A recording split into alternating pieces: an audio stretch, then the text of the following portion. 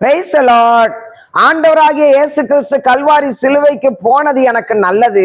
அன்னைக்கு அவர் மரிச்சதுனால இன்னைக்கு நான் உயிர் வாழ்ந்துகிட்டு இருக்கேன். அன்னைக்கு அவர் ரத்தம் சிந்தினதுனால நான் பாவத்திலிருந்து விடுதலையான என்னுடைய குடும்பத்தின் சாபங்கள் அத்தனையும் அறுக்கப்பட்டது அப்படின்னு விசுவாசிங்க. இயேசு கிறிஸ்து சிலுவைக்கு போகணும், அடிக்கப்படணும், மரிக்கணும், உயிர் தழணும். இது பிதாவினுடைய சித்தம். ஆனா சத்துரு எண்ணப்பட்ட சாத்தானோ இயேசு சிலுவைக்கு போகக்கூடாது, அவரு சாத்தானுடைய காலில் விழுந்து அவனை வணங்கி இவன் அவருடைய அதிகாரத்தை எல்லாம் எடுத்துக்கணும். இதுதான் பிசாசினுடைய நோக்கமா இருந்துச்சு.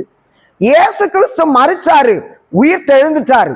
ஆண்டவர் மரிக்கலனா பாவத்துல மூழ்கி, அக்கிரமத்துல மூழ்கி, சரீர மரணம், ஆத்ம மரணம், எல்லா மரணத்தையும் சந்தித்து பரலோகத்துக்கும் நமக்கும் சம்பந்தமே இல்லாம எரிகிற அக்கினி கந்தக கடலில நம்மை காப்பாற்றுவார் இல்லாம துடிச்சு துடிச்சு கடந்திருப்போம். பிரியமானவர்களே, இயேசு சிலுவையில தொங்கின வர பிசாசு நடுங்கினான்.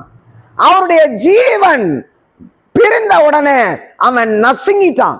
இயேசு 3ஆம் நாள் உயிர் தெழுந்த பிற்பாடோ செயல் இழந்தவனாக, வல்லமை இழந்தவனாக, வெத்து வேட்டா உலகம் முழுவதும் சுத்திக்கிட்டு இருக்கான்.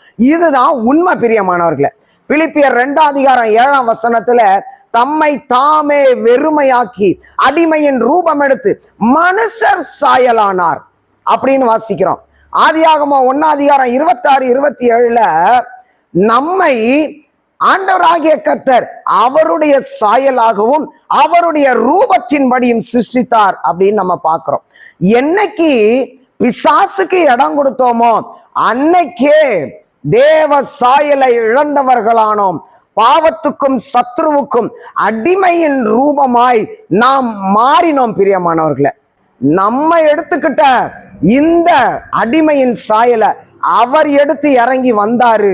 காரணம், நாம் இழந்து போன தேவ சாயலை பெற்று மறுபடியும் அவரோடு கூட இணையும்படியாக வந்தார். பிரியமானவர்களே, அவர் தன்னுடைய மேன்மை, தன்னுடைய மகிமை எல்லாவற்றையும் இழந்து நம்முடைய பாவங்களை அவர் ஏற்றுக்கொண்டு நம்முடைய சிலுவையை அவர் சுமந்தார். சிலுவையின் மரண பரியந்தம் தன்னை தாழ்த்தினார்னு பைபிள்ல வாசிக்கிறோம். மரணம் வரைக்கும் தாழ்த்தின தேவனாகிய கர்த்தருக்கு நான் உயிர் வாழும் வரை வாழ்ந்தாலும் அவருக்கு தான், மரித்தாலும் அவருக்கு தான் என்று சொல்லி தீர்மானிப்போம். கர்த்தருக்காக ஓடுவோம். கர்த்தர் தாமே நம் ஒவ்வொருவரையும் அளவில்லாம ஆசீர்வதிப்பார். ஆமென்.